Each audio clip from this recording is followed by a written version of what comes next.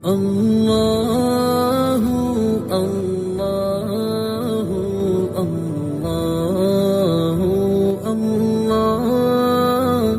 اللہ اللہ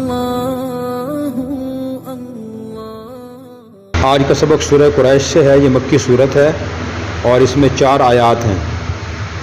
اعوذ باللہ من الشیطان الرجیم، بسم اللہ الرحمن الرحیم۔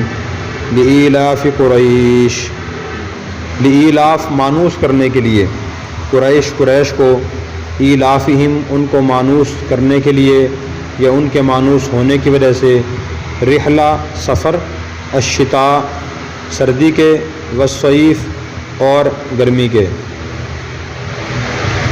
فلیعبدوا انہیں چاہیے کہ وہ عبادت کریں، رب ھذا البیت اس گھر کے رب کی، الذی جس نے اطعمہم ان کو کھلایا، من جوع بھوک کی حالت میں، وآمنہم اور ان کو امن دیا، من خوف ڈر سے۔ قریش کو مانوس کرنے کے لیے ان کے گرمی اور سردی کے سفر سے مانوس ہونے کی وجہ سے انہیں چاہیے کہ اپنے اس گھر کے رب کی عبادت کریں جس نے انہیں بھوک کی حالت میں کھانا کھلایا اور ان کو خوف سے امن عطا فرمایا۔ یہ سورہ قریش ہے اور قریش نبی کریم صلی اللہ علیہ وسلم کے خاندان کا نام ہے۔ زمانہ جاہلیت میں بھی قریش کو اللہ تعالیٰ نے بڑی عزت عطا فرمائی تھی۔ نبی کریم صلی اللہ علیہ وسلم کے سلسلہ نسب میں آپ کے دادا تھے قصی، تو قصی نے قریش کے مختلف جگہ بکھرے ہوئے لوگوں کو جمع فرمایا کہ تم مکہ میں آ جائیں، اور مکہ میں یہ لوگ جمع ہوئے اور مکہ میں ان کی رہائش ہوئی اور مکہ کے یہ متولی بن گئے۔ مکہ کے متولی بننے کی وجہ سے اللہ تعالیٰ نے ان پہ کئی انعامات فرمائے۔ ایک انعام تو یہ فرمایا کہ زمانہ جاہلیت میں جب مختلف قبائل کے پاس سے مختلف قافلے گزرتے تھے تو ان سے ٹیکس بھی لیتے تھے اور انہیں لوٹتے بھی تھے اور ان کی چوری بھی کرتے تھے، لیکن قریش سے یہ معاملہ نہیں کرتے تھے، نہ ان سے ٹیکس وصول کرتے تھے، نہ انہیں قافلے پہ ڈاکہ ڈالتے تھے، نہ ان کی چوری کرتے تھے، نہ انہیں تکلیف پہنچاتے تھے، اس وجہ سے کہ یہ بیت اللہ کے متولی ہیں۔ اور اسی طرح قریش زمانہ جاہلیت میں بھی اللہ تعالیٰ نے ان کے لوگوں میں بہت سی عمدہ صفات رکھی ہوئی تھیں، شرافت تھی، بہادری تھی، مہمان نوازی تھی، ہاں یہ سب صفات ان کے اندر اللہ تعالیٰ نے رکھی ہوئی تھی۔ دوسرا انعام اللہ نے یہ فرمایا، اور تیسرا انعام یہ فرمایا کہ مکہ کی زمین زرخیز نہیں تھی، تو یہ لوگ 2 سفر کرتے تھے۔ گرمی کے موسم میں ملک شام کی طرف جاتے تھے، اپنا سامان وہاں فروخت کرتے اور وہاں سے سامان لا کر مکہ میں فروخت کرتے تھے، اور سردی میں یمن جایا کرتے تھے، اور یمن گرم علاقہ ہے تو وہاں کا سامان مکہ میں لا کے فروخت کرتے، مکہ کا سامان وہاں فروخت کرتے تھے۔ تو اللہ تعالیٰ انہیں اپنے احسانات یاد دلا رہے ہیں۔ فرمایا کہ لإیلاف قریش کو مانوس کرنے کے لیے، لإیلافہم رحلۃ الشتاء والصیف ان کے سردی اور گرمی کے سفر سے مانوس ہونے کی وجہ سے اللہ نے ان پہ یہ احسان کیا اور انہیں مانوس کیا اور انہیں تجارت کے مواقع عطا فرمائے۔ تو ان احسانات کا تقاضا، اور تیسرا احسان کیا ہے؟ الذی اطعمہم من جوع، اللہ نے بھوک کی حالت میں کھانا کھلایا ان کو۔ لوگ بھوکے پیاسے مر رہے تھے اور یہ بھوکے پیاسے نہیں رہتے تھے۔ اور چوتھا انعام یہ بیان فرمایا، وآمنہم من خوف، ان کو اللہ نے امن عطا فرمایا۔ ایک تو انہیں قافلوں پہ لوگ حملے نہیں کرتے تھے، دوسرا مکہ میں لوگوں پر بھی دوسرے قبائل کے لوگ حملہ نہیں کرتے تھے ان کے احترام کی وجہ سے۔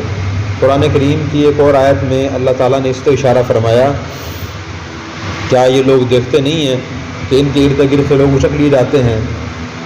انا جعلنا حرما آمنا یتخطف الناس من حولہم، ہم نے حرم کو امن والا بنایا ہے اور یہ لوگ امن سے رہتے ہیں۔ تو امن و امان اور بھوک کی حالت میں کھانا مل جانا یہ اللہ کے عظیم الشان نعمت ہے۔ حج وہاں ہوتا ہے آج بھی، عمرہ عرصے دراز سے لوگ کرتے آ رہے ہیں، تو خود تو وہاں کوئی پھل پیدا نہیں ہوتا، لیکن پورا سال تمام دنیا کے پھل مکہ مکرمہ میں ملتے ہیں۔ تو یہ ابراہیم علیہ السلام کی دعا کا نتیجہ بھی ہے، اللہ خاص انعام بھی ہے۔ اللہ تعالیٰ نے یہ احسانات یاد دلا کر قریش کو فرمایا، فلیعبدوا رب ھذا البیت، انہیں چاہیے کہ اس گھر کے بیت اللہ کے رب کی عبادت کریں۔ تو اس میں ہمارے لیے بھی سبق ہے کہ ہمیں اللہ تعالیٰ نے اگر ضرورت مطابق اپنا رزق عطا فرمایا ہوا ہے، امن عطا فرمایا ہوا ہے، اور ذریعہ معاش ہمیں عطا فرمایا ہوا ہے، تو اس کا تقاضا یہ ہے کہ ہم اللہ تعالیٰ کی کثرت سے عبادت کریں۔ اور جب تک انسان ان نعمتوں کا اس طرح شکر ادا کرتا رہتا ہے تو اللہ تعالیٰ وہ نعمتیں اس کے پاس رکھتے ہیں۔ قرآن کریم کی ایک اور آیت سے معلوم ہوتا ہے، جب انسان ان چیزوں کی قدر نہ کرے، امن کی قدر نہ کرے اور رزق کی قدر نہ کرے اور اسی طرح اپنے سفر کی قدر نہ کرے، تو پھر آدمی سے اللہ تعالیٰ نے چھین لیتے ہیں۔ قرآن کریم کی ایک آیت میں ضرب اللہ مثلا قریۃ کانت آمنۃ مطمئنۃ یأتیہا رزقہا رغدا من کل مکان فکفرت بانعم اللہ فاذاقہا اللہ لباس الجوع والخوف بما کانوا یصنعون۔ اللہ نے ایک بستی کی مثال بیان فرمائی ہے جو امن اور اطمینان کی حالت میں تھی۔ یأتیہا رزقہا رغدا من کل مکان، چاروں طرف سے ان کا رزق کشادگی سے ہر طرف سے آتا تھا۔ پھر کیا ہوا؟ فکفرت بانعم اللہ، انہوں نے اللہ کی نعمتوں کا انکار کیا، ناشکری کی۔ فاذاقہا اللہ لباس الجوع والخوف، اللہ نے ان کو بھوک اور خوف کا لباس پہنا دیا، بما کانوا یصنعون، انہیں کیے ہوئے کاموں کی وجہ سے۔ تو اللہ تعالیٰ یوں ہی فرما لیتے ہیں، جو انسان ناشکری کرتا ہے، دولت کے نشے میں ظلم کرتا ہے، اللہ سے غافل ہو جاتا ہے، فرائض سے غافل ہو جاتا ہے، نافرمانی میں مبتلا ہو جاتا ہے، پھر اللہ تعالیٰ یہ حالت بدل دیتے ہیں۔ ایک بستی کی اللہ نے مثال بیانی، کون سی بستی ہے یہ؟ اللہ نے نام نہیں لیا، کیونکہ تاریخ پڑھ کے دیکھیں اس طرح بہت سی بستیاں نظر آئیں گی آپ کو۔ مثلا مکہ مکرمہ کو ہی دیکھیں، آپ صلی اللہ علیہ وسلم جب وہاں تھے ہجرت سے پہلے تو وہاں کوئی قحط نہیں تھا، پریشانی نہیں تھی، عرب کے سب لوگ قریش کا، اہل مکہ کا احترام کرتے تھے۔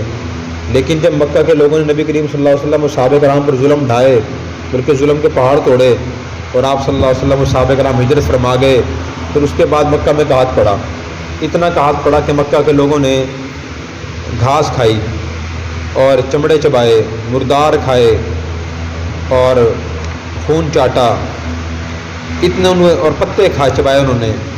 پھر ابو سفیان نے پریشان ہو کر نبی کریم صلی اللہ علیہ وسلم کو خط لکھا کہ اے محمد، اگرچہ ہم تمہارے مذہب کے لوگ تو نہیں، تمہاری برادری کے لوگ تو ہیں، ہم پر کچھ ترس کھائیے، رحم کیجئے، ہماری امداد کیجئے، ہماری یہ صورتحال ہو گئی ہے۔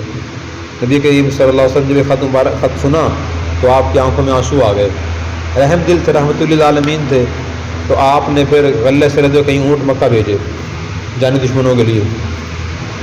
تو یہ بڑے سبق کی بات ہے کہ جس آدمی کو جتنی زیادہ نعمتیں اللہ کی میسر ہیں وہ اتنا ہی زیادہ اللہ تعالیٰ کی عبادت اور اطاعت کرے، نعمتوں کو سوچتا رہے اور اپنی عبادت اور اطاعت میں اضافہ کرتا رہے۔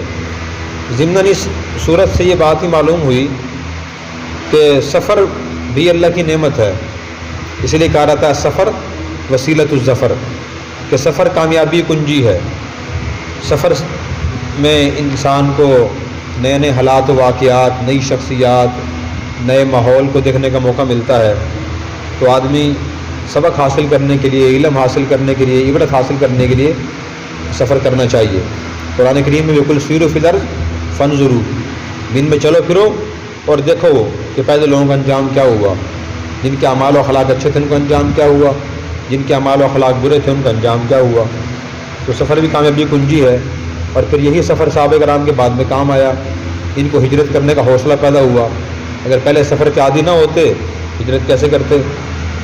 حبشہ کی طرف ہجرت کی، دوبارہ ہجرت کی، پھر مدینہ ہجرت کی، اور اسی طرح پھر یہ دین اسلام کی سربلندی کے لیے، تبلیغ کے لیے، جہاد کے لیے دوسرے ملکوں میں گئے۔ صحابہ نے ایران فتح کیا، ملک شام فتح کیا، مصر فتح کیا۔ اگر اس سفر کے عادی نہ ہوتے تو یہ فتوحات بھی ان کے حصے میں نہ آتی، دین نہ پھیلتا۔ اس صورت کی بڑی فضیلت بھی ہے۔ حضرت ابو الحسن قزوینی رحمۃ اللہ علیہ ایک بزرگ گزرے ہیں، انہوں نے اور مرزا مظہر جان جانا رحمۃ اللہ علیہ نے فرمایا کہ جس شخص کو بھی دشمن سے یا کسی مصیبت کا خوف و خطرہ ہو تو سورہ قریش کثرت سے تلاوت کرے، اس کی برکت سے اللہ تعالیٰ اسے انشاءاللہ امن عطا فرمائیں گے، مصیبت کو، دشمن کو، خطرے کو دور فرمائیں گے۔ اسی طرح جو شخص رزق کی تنگی میں مبتلا ہو وہ بھی سورہ قریش کثرت سے پڑھے۔ بزرگوں نے اس طرح یہ فرمایا کہ جس آدمی کو سواری میسر نہ ہو، مثلاً آپ اسٹاپ پہ اڈے پہ کھڑے ہیں اور گاڑی مل ہی نہیں رہی، بڑی پریشانی ہے، گاڑی نہیں آ رہی، سورہ قریش پڑھیں، یا اپنی سواری میسر نہیں ہے آدمی سواری خریدنا چاہتا ہے ملتی نہیں ہے تو آدمی سورہ قریش کا سر سے پڑھے اس یقین سے کہ اللہ تعالیٰ آسانی فرمائیں، کوشش بھی کرے تو انشاءاللہ اللہ تعالیٰ اس کے لیے یہ آسانی پیدا فرما دیں گے۔ رزق کی نعمت، امن کی نعمت اور سواری کی نعمت، اللہ تعالیٰ ہمیں صورت سمجھ کر عمل کرنے کی توفیق عطا فرمائے۔ اور اگر آپ نے ابھی تک ہمارا چینل سبسکرائب نہیں کیا تو فوراً سبسکرائب کیجئے، ساتھ ہی بیل آئیکن پر کلک کریں تاکہ مزید آنے والی ویڈیو ہیں وہ آپ کو وقت پر ملتی رہیں۔ اللہ حافظ۔